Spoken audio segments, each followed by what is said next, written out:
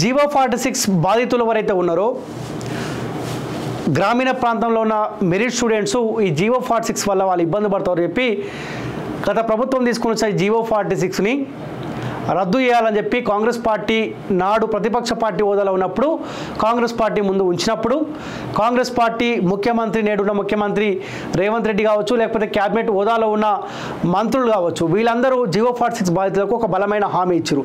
మీరు కాంగ్రెస్ పార్టీకి సపోర్ట్ చేయండి, కాంగ్రెస్ పార్టీ అధికారంలోకి రాగానే జీవో 46 మేము రద్దు చేస్తామని చెప్పి ఒక బలమైన హామీ జీవో 46 బాధితులకు ఇచ్చినప్పుడు వాళ్ళు కూడా దాదాపు ఒక 15,000 మంది కాంగ్రెస్ పార్టీకి సపోర్ట్ చేసిరు, ప్రచారం చేసిరు. కాంగ్రెస్ పార్టీ గెలుపులో జీవో 46 బాధితులు కూడా కీలక పాత్ర పోషించరు.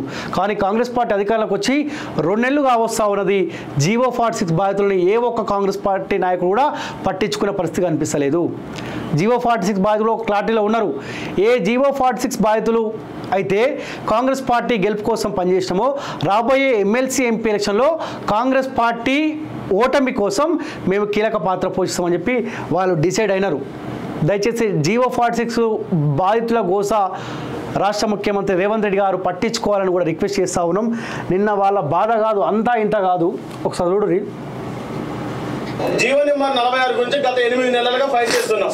మేము గత బీఆర్ఎస్ ప్రభుత్వంలో 6 నెలల పాటు ఫైట్ చేస్తే మాకు కాంగ్రెస్ పార్టీ ఎలక్షన్ టైంలో మేము తప్పకుండా మిమ్మల్ని గెలిపిస్తాం, ఎలాగైనా మీరు మీ అన్నిటికి ఉంటాం, మేము ఎలక్షన్లో మా అమ్మడి జరగండి అని చెప్పారు.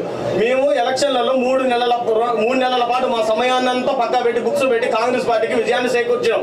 కానీ ఈ రోజు తెలంగాణలో బతుకుతున్న మేము తెలంగాణలో నాన్ లోకల్ ఈ జీవో నెంబర్ 46 తీసుకొచ్చి కొన్ని గ్రామీణ ప్రాంత విద్యార్థులు వ్యవసాయ కుటుంబంలో పుట్టిన మాలాంటి విద్యార్థులకి ఆంధ్ర ప్రాంత ఉద్యోగం అయిన వివి శ్రీనివాస గారిని బోర్డు చైర్మన్ నిలబెట్టడం వల్ల 60-70 మార్కులకు ఉద్యోగం ఇచ్చి గ్రామీణ ప్రాంతాలలో పుట్టిన మాకు 80 మార్కులు 126, 125 మార్కులు వచ్చినా కానీ ఉద్యోగం రాలేదు.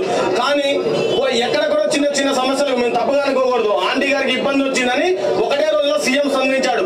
అదే మా అందరం ఇందులో కాంగ్రెస్ పార్టీ వాళ్ళు చూడండి మమ్మల్ని ఎలా ఎలక్షన్ టైంలో వాడుకొని ఇప్పుడు గాలికి వదిలేస్తున్నారు మమ్మల్ని. మేము ఏం చేయమండి అంటే ఒక ఫుడ్ మేము తప్పుగా అనుకోకండి, మళ్ళీ మీరు మాట్లాడుతున్నామని ఆంటీ గారిలో జరిగిన సమస్య గ్రామీణ ప్రాంతాలలో మా అమ్మ మా నాన్న ఇంకేం చేయాలి, మా అమ్మ మా నాన్న వ్యవసాయం చేసుకుంటారు.